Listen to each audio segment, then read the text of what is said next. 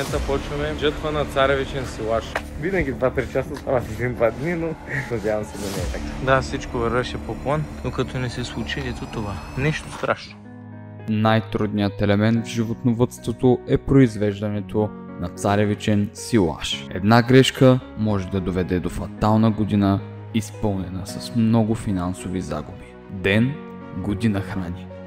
Една останала поговорка, която тук важи с пълна сила. Приятно гледане! Така хора, абстрахирайте се от ужасния ми вид, днеска ще коригираме това. Искам да ви покажа, това е нашия силажов комбайн, в момента почваме жътва на царевичен силаж. Това е много сложен процес, много труден, много проблеми и искам да видите през какво преминаваме ние, за да някакси да се споделим проблемите. Така, проблем номер 1 трябва да се завари. Както виждате, имало е стара заварка, която стара заварка се е скъсала дори и отзад. Тук няма заварка. Сега това нещо ще се свали и ще почне да се заваря. Реално това представлява комбайната, а тук е хедера на комбайната, който сме откачили и сме го оставили на тези ръчета. Вече как го слагаме, как го сваляме, мисля, че няма какво да ви показвам. Нещата са ясни. Сега ще работим върху това, като свалим това и почистим тези бокуци. Ще налеем грес. Имаме автоматично гресираща система. Ще налеем масло в редукторите.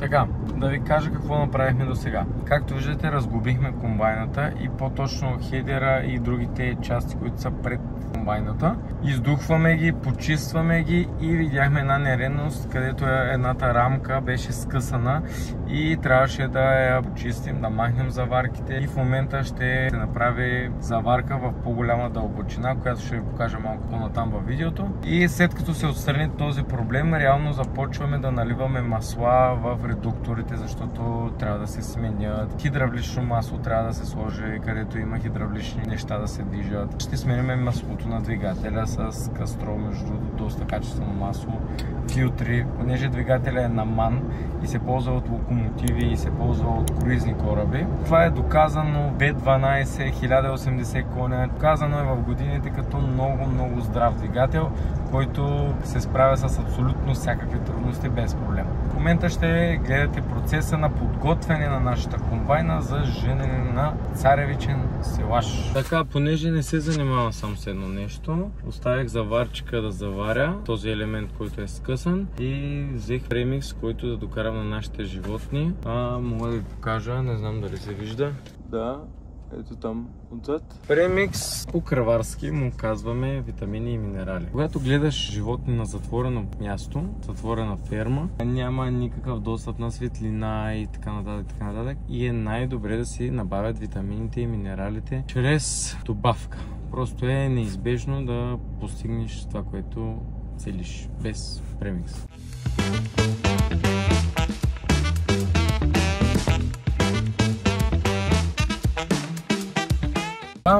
Това съм аз.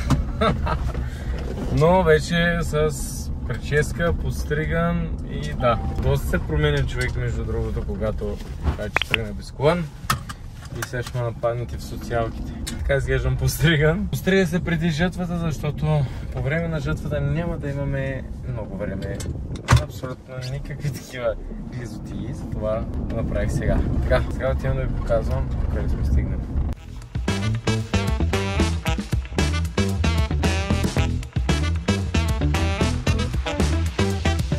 Това е шприца, където като припомпиш от тук и изкарва масло. И го вкарваме в редукторите, които се намират отдолу. Въпреки че времето е ужасно, нас нищо не ни спира. Един апдейт. Направихме всички неща необходими по комбайната. Отидохме с Йоанка да тренираме фитнеса. Отскоро взимам всеки ден с мен и тя тренира с мен. Днеска прави и стълби. И в момента отиваме да вечеряме някъде на ресторант, защото не ни се готви. Утре продължаваме с комбайната. Ще сменим всички масла на двигателя. На редукторите ги сменихме и ще сменим всички стари въздушни филтри с нови. И също така и маслен филтър, горивен филтър и така нататък. Ще показвам клипчета от самия процес и нямам търпение да излетя с дрона, за да ви покажа и другите кадри, които ще станат брутално. В смисъл, винаги кадрите с дрон, царевичния силаж е било нещо уникално, така че продължайте да гледате и ще видите какво ви очаква. Да се грижите за комбайна не е като да се грижите за обикновена кола. Това е абсолютно различна машина. Има много движещи си елементи там по нея. Има много неща, които могат да се объркат, да се счупят. Тя работи на буши пълни обороти, доколкото колата е относително. Там работи на много високо натоварване. И ние трябва да сме безупречни в обслужването и да бъдем безупречни в управлението й. Ден втори от приключението. Адски много се спи. Много мразя с тази работа. Това е най-омразното ми нещо, но много често се налага.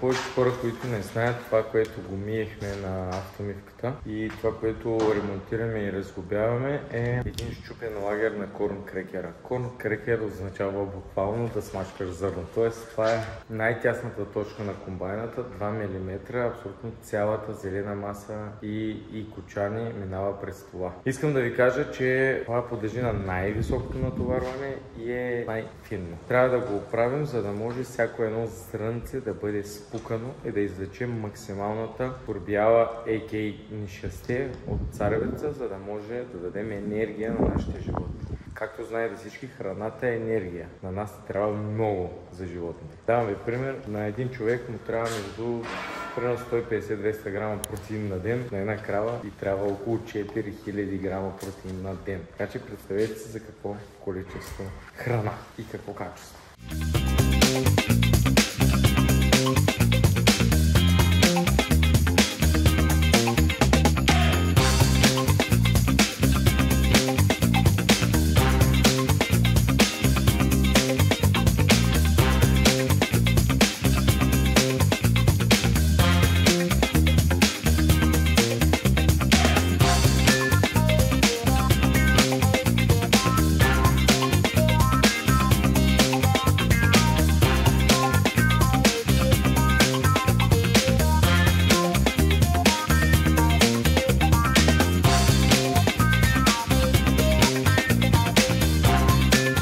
Това е моя брат, само че има други родители, но реално ми е брат. На всичкото отгоре и ми е и комшия. Без него за никой не съм до туалетни да не с него. Искам да видите какво се отдуре.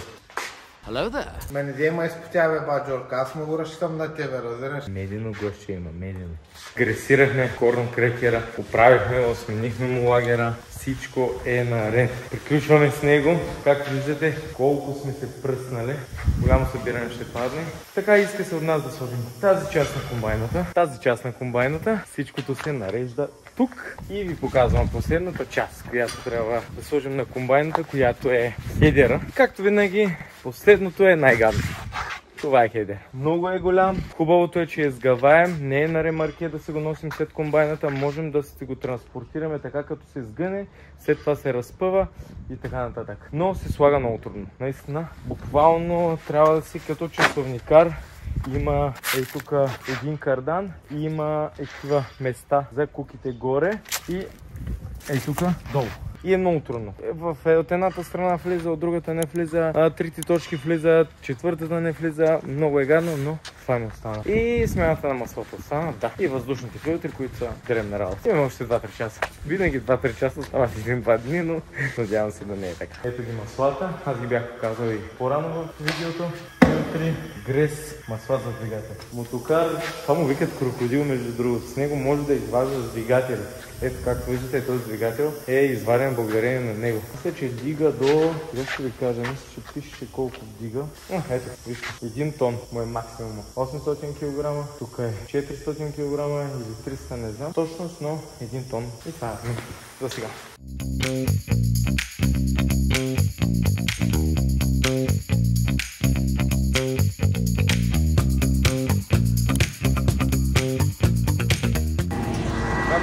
Казах тук, защото тези искри, които хвърчат, това е един специален камък за заточване на ножовете.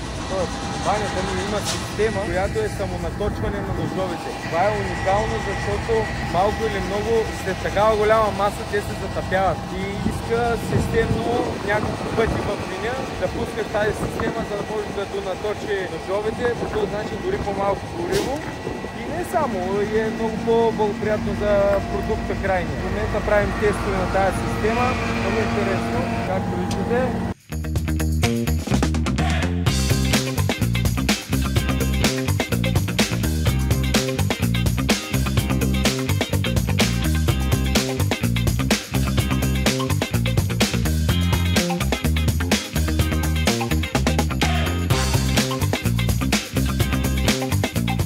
Да, всичко вървеше по план, но като не се случи ето това. От тук се намотава с въжето и гледайте какво става.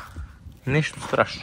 Има още 2-3 часа. Винаги 2-3 часа стават 1-2 дни, но...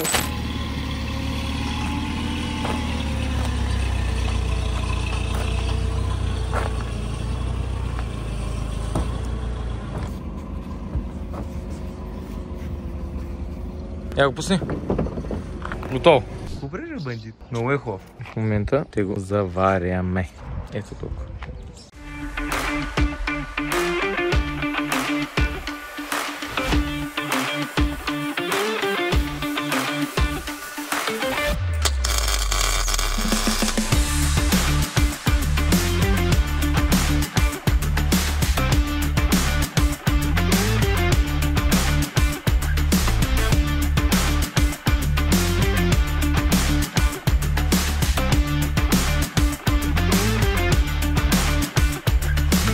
Пак съм аз.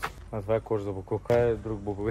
Не ви шегувам се. Това е трети букук. Както обещахме, че ще бъдем... Имаме 2-3 часа работа и ще свършим. Казах ви, излагах и винаги се получава така. Но, какво се прави? Още сме тук, още работим. Изпитахме трудности, скъсани елементи, заварки и така нататък. Ден втори не започва обещава. Ще видим другите дни. Трябва да стартираме това бебче.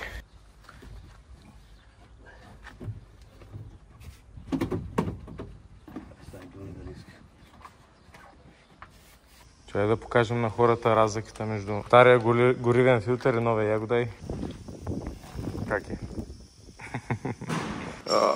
И се намират, ето, и там горе. Сега ще ги сменим още един маслен филтър, който трябва да сменим.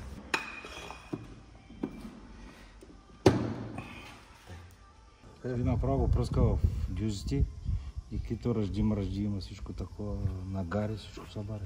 За хората, които не знаят, затова се слага масло в горивния филтър.